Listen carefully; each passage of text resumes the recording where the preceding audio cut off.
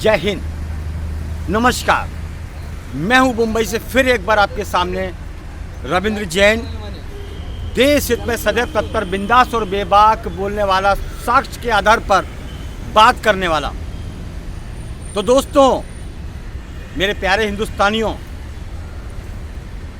भारत में हमारे जो नेता हैं हर रोज़ कुछ ना कुछ नया कानून बनाते रहते हैं। अभी 2 दिन पहले की घटना है। मैं ऐतिहासिक वीडियो बनाता हूं भारत के बारे में जानकारी देकर पूरे विश्व को एक भारत की खूबी के बारे में बताना चाहता था और चाहता हूं। लेकिन हुआ यूं कि 2 दिन पहले मैंने छत्रपति शिवाजी महाराज टर्मिनल का बड़े मन से, ध्यान से वीडियो बनाया कि हिंदुस्तान में सबसे खूबसूरत विरासत है छत्रपति शिवाजी महाराज टर्मिनल, जो मुंबई में स्थित है। तो बाहर से वीडियो निकालता निकालता मैं अंदर गया, अंदर का बना लिया। आधी घंटा मेरा ख़राब हुआ। आखिर मुझे रोक लिया गया कि आप वीडियो नहीं बना सकते हैं, कानून व्यवस्था कुछ अलग हो चुकी है। पुलिस ने रोका, रेलवे कर्मचारियों ने रोका। मैंने उनको पूछा कि हम भारत की संस्कृति को उजागर करना चाहते हैं, देश विदेश पहुंचाना चाहते हैं, तो आप हमको क्यों रोकते हो? बहुत बहस हुई। कुछ देर पहले बोले कि वहाँ जाओ, सबसे हम मिले। आखिर में नतीजा ये निकला कि आप पहले तो वीडियो डिलीट करें।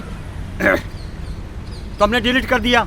उनसे पूछा गया कि हम डिलीट क्यों करें, कि 26/11 का खतरा था, उस वजह से ये वो फलाना ढिमाका। तो यानी सरकार, एजेंसियां अपनी खुद की कमजोरियां आम आदमी के ऊपर फोड़ती हैं। अच्छा, दुनिया में एक और भी देश है, इजराइल। भारत को इजराइल नहीं बनना है। भारत को अपनी कमजोरियां, यहाँ के शासन प्रशासन के लोगों को अपनी कमजोरियों को हमारे ऊपर थोपना है, जनता के ऊपर थोपना है, जो देश हित में काम करता है उसके ऊपर थोपना है। तो कितनी शर्म की बात है। हमने वो वीडियो डिलीट किया। आखिरकार हम गए एक ऑफिस के अंदर नीचे ही, तो हमको बताया गया कि ठीक है, आप वीडियो निकाल लीजिए, लेकिन ऑनलाइन पैसा भरिए। अब देखिए, आप ऑनलाइन पैसा भर के वीडियो निकालेंगे तो आतंकवादी का कोई खतरा नहीं होगा। लेकिन आपने बिना परमिशन के निकाला, बिना पैसे दिए निकाला, तो खतरा हो जाएगा। तो कितनी बड़ी शर्मनाक हरकत है ऐसे लोगों की, जो देश की एजेंसियां और शासन प्रशासन पर प्रश्न चिन्ह उंगलियां उठाती है। ये मनमानी करते हैं। ये एक तरह की तानाशाही, पैसा वसूली की मनमानी है। हर जगह ऐसा चालू है। तमाशा बना रखा है हमारे देश के अंदर इन नेताओं ने। इनकी कोई जांच नहीं होगी। इनके फंटर और ये मनमानी गुंडागर्दी करते रहेंगे और आम आदमी के ऊपर, जो देश हित में काम करने वाला, उस पर उंगलियां उठाते रहेंगे। बस पैसा चाहिए इनको। अब 26/11 कैसे हुआ? बिना मिली भगत के तो हो नहीं सकता है। आखिर कैसे घुस के आ गए? तो ये फंडा भी आम जनता के ऊपर फोड़ते कानून बना दिया कि छत्रपति शिवाजी महाराज टर्मिनल का इतिहास आप वीडियो के माध्यम से नहीं दिखा सकते हैं। कितना शर्म आता है भारत के एजेंसियों के ऊपर, और कितना शर्मनाक विषय है सरकार के ऊपर। शासन प्रशासन, इनको शर्म ही नहीं है। बैठे बैठे कुछ ना कुछ करते रहते हैं। कानून पे कानून बनाएंगे, जैसे कोर्ट में तारीख पे तारीख मिलती है। जनता को हैरान करना है। अरे, गुंडा तो कहीं भी घुस के गुंडागर्दी कर सकता है। सबसे पहले आप खुद सुधरो। शासन प्रशासन में बैठे हुए ज़्यादातर लोग ही गलत हैं, तो देश में ऐसा माहौल होता ही रहेगा। इजराइल को ले लीजिए, देशभक्ति का नंबर 1। वहाँ तो ऐसे आतंकवादी हमले नहीं होते हैं। भारत में क्यों होते हैं? ये सच है कड़वा कि हमारा भारत का 99% नेता चाइना माल की तरह नो गारंटी वाला है। ये हम पहले से ही बोलते आए हैं, अभी भी बोल रहे हैं। हम ये नहीं कहते कि सभी नेता ऐसे हैं, लेकिन 99% भारत का नेता एक प्रकार से दलाल है। ये कड़वा सच है। हम कड़वा बोलते हैं, उनको बुरा लगता है, जैसा देश उनके बाप की जागीर हो, उन्होंने देश को खरीद रखा हो। इनकी गुंडागर्दी ज़्यादा चलने वाली नहीं है। एक टाइम ऐसा आएगा कुदरत का कि धरती को पलट देंगे, सब समाप्त हो जाएगा। सिकंदर चला गया, बाबर चला गया, खिलजी चला गया, बड़े बड़े चले गए। इन नेताओं की बिसात क्या है? लेकिन गुंडागर्दी, सत्ता का, पावर का दुरुपयोग, इनका बंदोबस्त हट जाना चाहिए। सबसे ज़्यादा खर्चा इनके ऊपर होता है। पुलिस बंदोबस्त क्यों लेते हैं नेता लोग, काय के लिए लेते हैं? अगर सच्चा नेता है तो पुलिस बंदोबस्त की जरूरत क्या है? घर पे पुलिस बंदोबस्त, गाड़ी में पुलिस बंदोबस्त, ऑफिस में पुलिस बंदोबस्त, काय के लिए? पुलिस जनता के लिए है। इनका काय का बंदोबस्त? अगर ये सही हैं तो निकले रोड पर क्योंकि ये गलत है। जमीनें खा जाएंगे, किसानों के खेत खा जाएंगे, जनता को हैरान करेंगे, टैक्स पर टैक्स लगाएंगे। उन्हें मालूम है कि हम बिना सिक्योरिटी के रोड पर नहीं निकल सकते, हम रोड का पैसा खा जाते हैं। मिलावट का धंधा करते हैं, उसमें नेताओं की पार्टनरशिप। अगर ड्रग्स का धंधा होता है उसमें नेताओं की पार्टनरशिप। हम गारंटी के साथ बोलते हैं। अब सबूत देने का काम, इकट्ठा करने का काम एजेंसियों का है, हमारा नहीं है।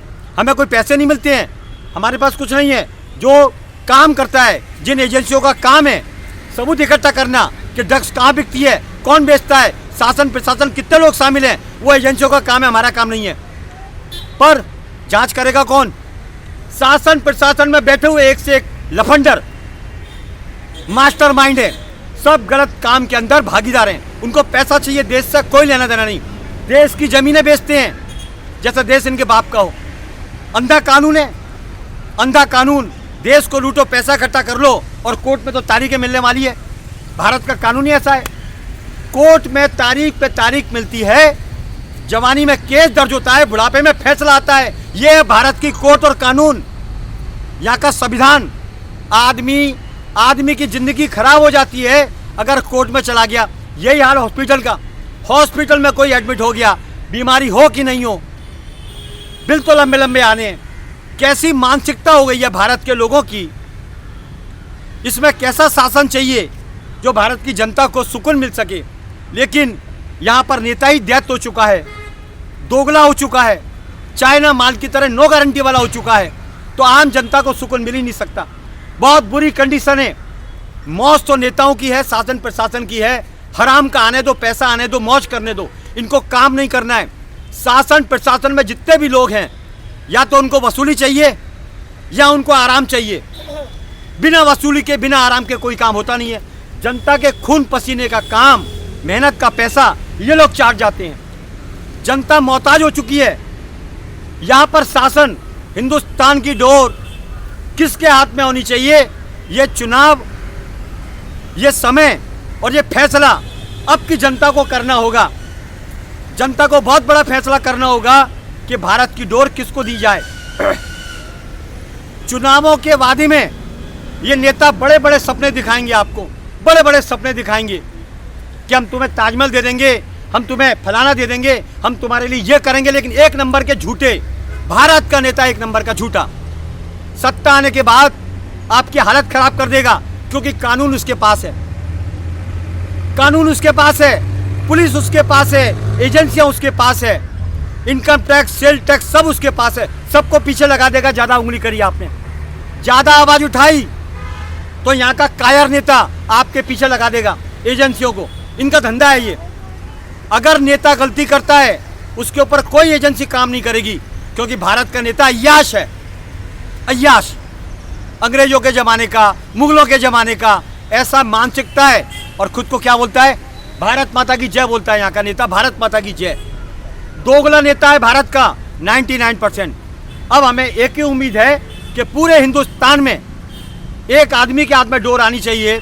एक ही नेता है, दमदार, असरदार, जोरदार, वो है योगी आदित्यनाथ। उस बंदे को आना जरूरी है, अन्यथा देश कुछ नेता खा जाएंगे। 99% अगर हमारा देश गुलाम होगा तो नेताओं की वजह से होगा। ये गुंडे तत्व के नेता हैं, इनका डीएनए टेस्ट कराया जाए, इसमें 99% नेता गुंडा है, गुंडा। ये हकीकत है। मार दो हमको भी परवाह नहीं है। अगर हमको मारा जाता है तो भारत के नेताओं का हाथ है, ये समझ के चले जनता। क्योंकि जनता घर से उलझ चुकी है, परेशान हो चुकी है, अपने बजट से, महंगाई से, हर तरह से पागल हो चुकी है। हॉस्पिटल में जाओ लंबे बिल मिलेंगे, सरकारी डिपार्टमेंट में जाओ तो चक्कर खाते रहो, और सरकार तो बहरी है। कोई भी सरकार रहने दो, इस समय एक ही है नेता, दमदार, असरदार, वो है भगवाधारी योगी आदित्यनाथ, जो हमारे भारत की संस्कृति को, धर्म को, देश को बचा सकता है। बाकी नेता कोई गारंटी नहीं। ये सच है कड़वा, हालत खराब कर रखी है। हर जगह फुटपाथ पर कब्जे जो जनता के लिए हैं वो पूरे घेर रखे हैं। हफ्ता वसूली जारी है। ये नंगे भूखे हैं, नंगे भूखे। इनके खानदान में सब भिखारी थे, इसलिए हफ्ता वसूली करते हैं। भारत का नेता हफ्ता वसूली में जीता है, हराम का खाता है। ये कड़वा सच है। इनको मेहनत करना ही नहीं है। शाम को दारू की बोतल चाहिए हर नेता को। ज़्यादातर नेताओं को दारू की बोतल में डूबे रहना है। तो भारत का उद्धार कैसे करेंगे? देश को कैसे बचाएंगे? ये दरोड़ी नशेड़े कैसे भारत को बचाएंगे? हफ्ता वसूली करते हैं इनके फंटर, गुंडागर्दी करते हैं। ये क्या हो रहा है भारत के अंदर? हमारा खून पसीने के पैसे को ये लोग लूटते हैं। कानून नाम की कोई चीज़ है नहीं। हम जाएं तो जाएं कहाँ? जनता जाए तो जाए कहाँ? पुलिस भी अपना काम नहीं करेगी। आप जाओ कंप्लेंट लिखाने, चक्कर खाते रहोगे। गारंटी है 100%। जाओ कंप्लेंट लिखाने। अगर पुलिस कंप्लेंट नहीं लिखती है तो कहाँ जाओगे आप? कोर्ट में। तो कोर्ट में भी तारीखें मिलेगी, तारीख पे तारीख मिलेगी। घर बार सब छूट जाएगा आपके, बच्चे बेघर हो जाएंगे आपके। ऐसी हालत है हिंदुस्तान की। मेरी विनती है देश के बुद्धिमान लोगों से, आप एकजुट हो जाइए। जिन देश नेताओं के बाप की जागीर नहीं है। अगर कोई सख्त कानून नहीं आया नेताओं के ऊपर तो देश को बेच देंगे ये नेता और भाग जाएंगे। भगोड़े हैं इनके विचार, भगोड़े। कई सारे ऐसे केस हैं जिनसे देश के नेताओं की छवि खराब हो चुकी है, लेकिन इनको छवि की नहीं पड़ी है।